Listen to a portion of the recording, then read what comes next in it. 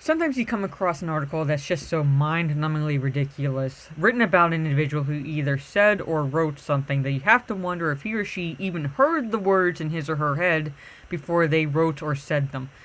Hello, this is Mara Jade, and I'm here with another video, and this is what I'm referring to when I'm talking about mind-numbing stupidity, and that is Washington Post published this article claiming Star Wars and John Williams' score reproduces harmful prejudices in pop culture. I found this article on Bounding Into Comics, and if there's anything that most Star Wars fans can agree on whether or not we liked the new Disney trilogy films, and that is the consistency of the quality in John Williams' score from the original trilogy to the prequels to the Disney trilogy. I don't think his heart necessarily was entirely in the writing of the score for the new trilogy of films, but I think most of us agree that if there's one thing good to be said about them, it's his score. And now this person is taking a swipe at not only the franchise, but John Williams himself. So let's get into this article, shall we? The Washington Post published an article written by co-hosts of the Global History Podcast. Also let that sink in, Global History Podcast. Jeffrey C.J. Chen, that claims John Williams and his Star Wars score reproduces harmful prejudices in pop culture. Okay? Goes further. Not only does Chen take issue with Williams' score, but goes after the entire film franchise, claiming in his article, quote, Star Wars is shot with orientalizing, making up words to fit his narrative, stereotypes, patronizing tropes that represent an imagined East or the Orient as inferior to the rational, heroic West. What evidence does he cite to back up his claim? Well, let's look at that, shall we? He points to the conformity of the evil empire versus the scrappy American individualism. Last I checked, as a Star Wars fan, the evil empire is based heavily on Nazi Germany. Germany is in Europe. That is Western culture, not Eastern. The word stormtroopers comes from World War II. Nazi Germany. Again, Western culture.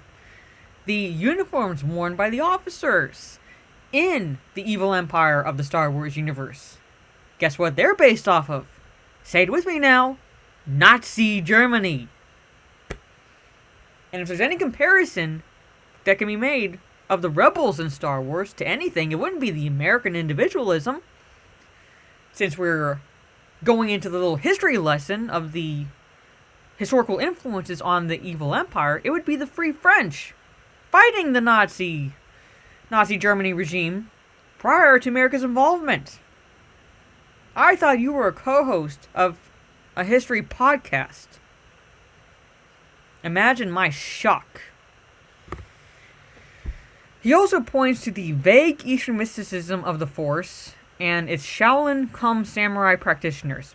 Stopping right here, if by vague you mean the subtle hints of Eastern influences on the Force, there's nothing subtle about it. Every Star Wars fan worth his or her weight in knowledge knows that George Lucas himself has stated he was heavily influenced by Japanese films and culture to an extent when he created Star Wars in 1977 and then the subsequent films Empire Strikes Back and Return of the Jedi, and with the use of the Force and the fighting styles of the lightsaber duels. If you look at the two-handed grip and the fight choreography for those duels, heavily influenced by samurai fighting techniques.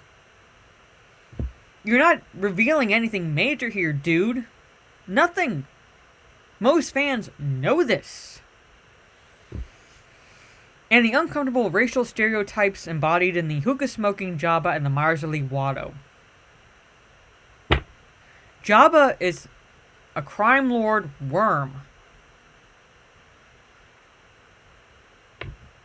An alien species created by George Lucas who smokes a hookah.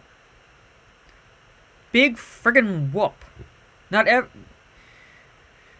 Hookahs might be Middle Eastern, but not everyone who smokes them is Middle Eastern. It's not exactly a stereotype.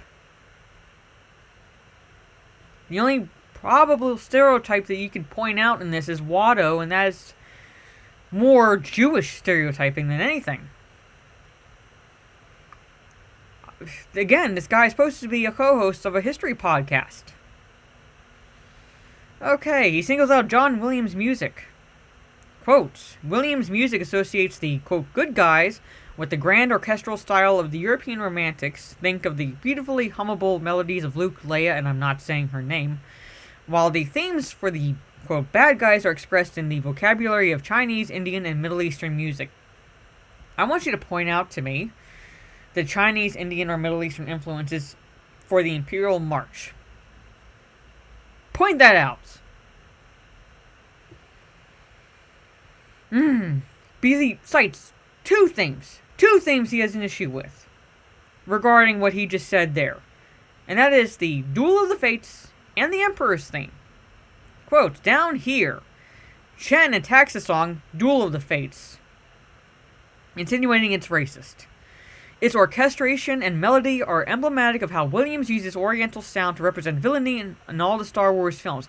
He's basically talking about the choral part of Duel of the Fates when he talks about the use of Sanskrit, lending the piece an appropriately alien feel and conjuring atmospheric menace as best demonstrated in this clip.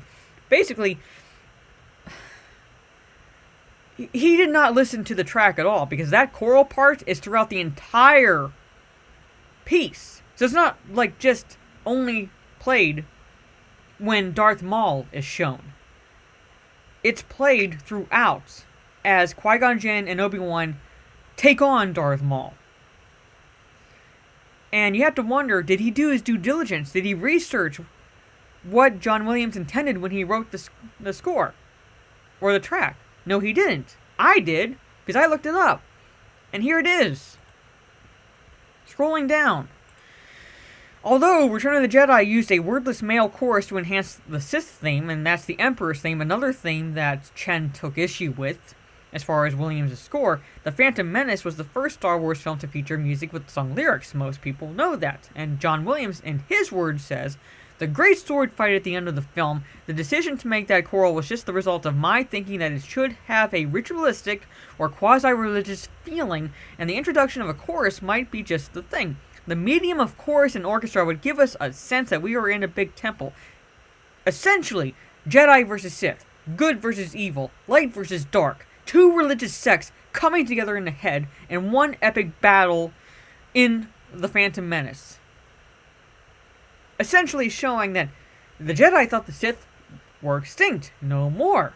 And lo and behold, they do exist. They're still around. And that was the epicness of the track when Darth Maul reveals himself to Qui-Gon Jinn and Obi-Wan Kenobi. These are the lyrics in full, and I'm not going to read them. Goes further down. The words originated in the medieval Welsh poem. The English translation is The Battle of the Trees. The text was translated into English by Robert Graves and published in 1948. So this is what John Williams selected when he was making the track. And the last paragraph in this article says, I have absolutely no idea what any of the original text means, but Williams had to translate it into a variety of languages, eventually selecting Sanskrit. Here's the reason. Because of the quality of the vowels.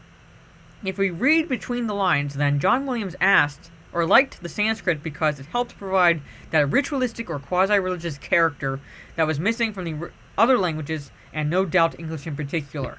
That's the only reason why he chose Sanskrit. It's not because it's Orient, and of course that equated to villainy. No, it just worked within the feeling he was going for with the track. Again, absolutely no due diligence on your part whatsoever. And you're accusing him of racism because of not one track, two tracks, and that's the Emperor's theme, because he doesn't like the Emperor's theme because of the Tibetan Tuvan throat singing. No words. No words at all. Oh my god.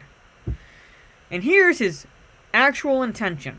Balkanizing pop culture and films and so forth. Oh, he reveals his true intent, and that is we should also think about who gets to score films. So basically, we should dictate who is able to do what. Not based on quality of work or anything like that. No, we should dictate if it doesn't hurt our feelings. Oh. In fact, he wants to ensure that composers like John Williams are not allowed to work in Hollywood again. He declares that Williams' music reflects long-standing prejudices in American society, ones we should seek to excised by promoting songwriters, storytellers, and artists who break out of the Hollywood mold. Basically, judging quality of work based on gender, sexual orientation, religion, skin color, etc. Not just the quality of work, but those superficial qualities of the composer, either himself or herself. And this article mentions Ichibaka. He does, and a Disney Star Wars is dumb. If you don't like the direction the new films are taking, but Disney's taking, I suggest you check him out. He is very good, and he actually gives us the facts that mainstream media very likely, never gives whenever they're writing their articles.